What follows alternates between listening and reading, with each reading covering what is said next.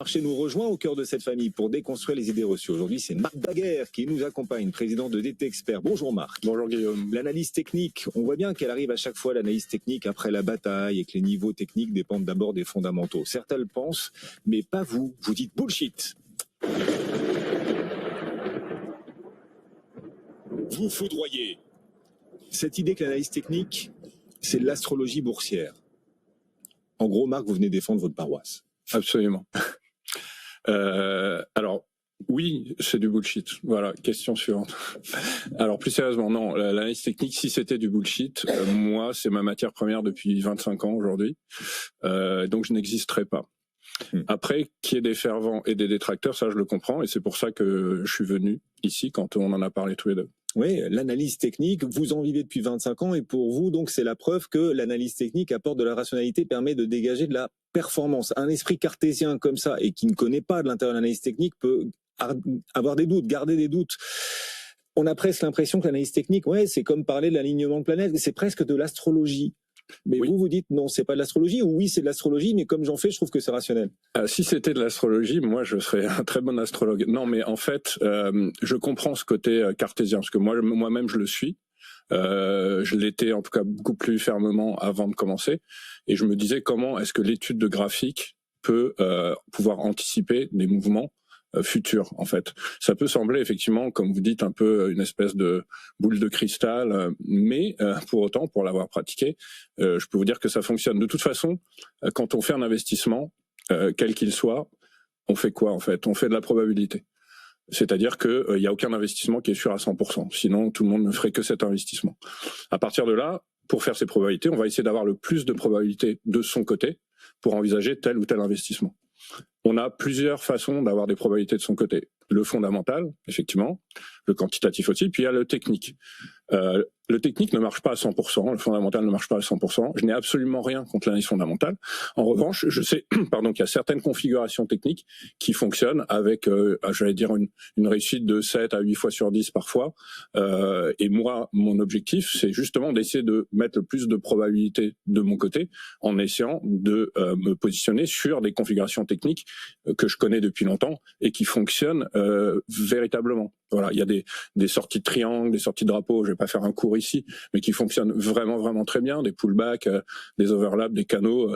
Voilà. Alors après, la question, c'est la question de la poule et de l'œuf. Est-ce que ça fonctionne parce que les gens le regardent? Est-ce que les gens le regardent parce que ça fonctionne? Est-ce qu'il y a un phénomène d'autoréalisation? Forcément, quand on arrive sur des sommets, par exemple historiques, que tout le monde se dit, voilà, je vais peut-être vendre un petit peu quand on arrive là-dessus, ça peut. Mais il n'y a pas que ça, selon moi. Alors c'est vrai que c'est très étrange. Moi-même, parfois, je suis surpris.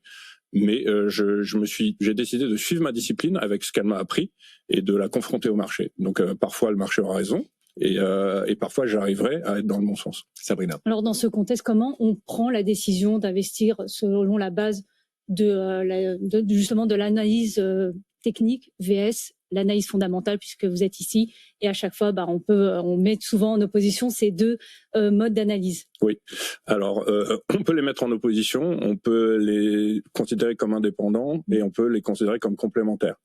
D'abord, la première question, c'est quelle est l'échéance que je regarde? Sur du long terme, il est vrai qu'il vaut mieux combiner les deux. C'est difficile de prendre une décision technique sur du long terme, sur des fondamentaux qui sont bons si on veut être à la baisse ou mauvais si on veut être à la hausse. Sur du plus court terme, en revanche, ce qu'on appelle nous parfois dans des phases de consolidation, où on peut avoir des petits mouvements d'accélération qui vont pas forcément remettre en cause les mouvements de fond, là, effectivement, on a des choses à faire. Donc moi, je suis plutôt sur du court terme, ce qu'on appelle un swing trader, c'est-à-dire sur quelques jours à quelques semaines.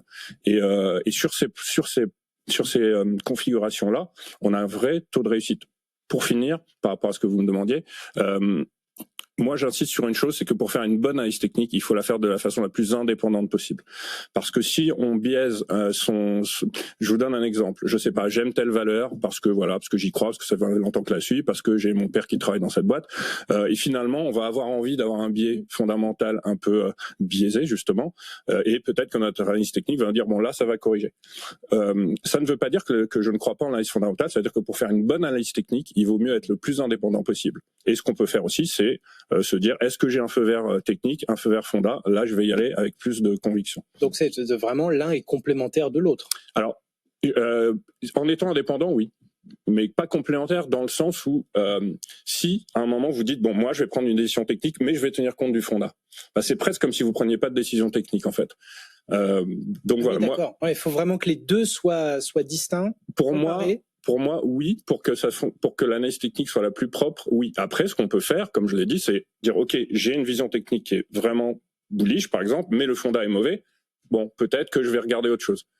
Voilà. Et si les deux sont au vert, oui. Mais ne pas faire l'analyse technique en tenant compte de ce qu'on sait en fondamental. Mais alors, juste une question qui me vient à l'esprit, là, comme ça. Beaucoup de valeurs, celles qui appartiennent aux grands indices aussi, elles sont dans des paniers, dans des ETF. Voilà. Oui. Et les ETF, ils ont leur vie propre également. Oui. Et qui embarquent avec elles, celles des différentes valeurs qui les composent. Est-ce que ça vient à biaiser, à contrer, on va dire, la pureté ou la lucidité que vous attendez de l'analyse technique, à savoir l'évolution des valeurs aussi, parce qu'elles sont tout simplement emportées par la marée des ETF? Guillaume, il n'y a rien qui vient contrecarrer l'analyse technique. Non, mais ce que vous dites est vrai, mais par exemple, le CAC, c'est aussi un panier de valeurs, avant même les ETF. Donc forcément, on va avoir une analyse technique sur le CAC qui va tenir compte des 40 valeurs du CAC de façon pondérée en plus. Donc forcément, si vous êtes baissier sur tout le luxe, être aussi sur le CAC, c'est pas impossible, hein. Mais ça veut dire qu'il faut vraiment que les grosses autres valeurs du CAC aient des biais positifs, etc. Donc en fait, cette question-là, elle revient souvent, et moi-même, je me la pose. Et pour être franc avec vous, j'ai arrêté de me poser toutes ces questions. J'applique juste ma discipline et je me dis, ok, ça fonctionne. Voilà, marche encore. Ouais. Ça fonctionne. Ouais. Est-ce que et vous anticipez les effets de l'IA ou pas? Parce que l'IA, elle intègre déjà peut-être tout ça, ce qui fait qu'elle aura un coup d'avance sur le coup d'avance. Mais si un coup d'avance sur le coup d'avance, du coup, ça crée du rétro coup d'avance. Enfin, je sais pas. Est-ce que quelque part il y aura des perturbations liées à tout ça? Alors ça, c'est la grosse question. Je pourrais vous dire, est-ce que vous pensez que ça va être un avatar qui va vous présenter l'émission à votre place? Aujourd'hui, j'en sais rien. La seule chose que je peux dire, c'est que si jamais, par exemple, on trouvait une IA, d'accord, qui domptait le marché, ok, donc 100% de réussite, on va tuer la bourse du jour au lendemain. Donc il y aura toujours des facteurs qu'on pourra pas maîtriser, heureusement. Mais là, moi, je me prononce pas trop là-dessus. Je suis suffisamment, entre guillemets. Oui, vous avez déjà assez à faire avec. Ouais, j'ai déjà suffisamment à faire. Et puis je pense que les générations après la mienne auront peut-être plus de questions à se poser, même si ça va évoluer de façon quand même exponentielle très très vite. Marc Daguerre, président de DT Expert. L'analyse technique ne relève pas de l'astrologie. Merci Marc d'être passé nous voir.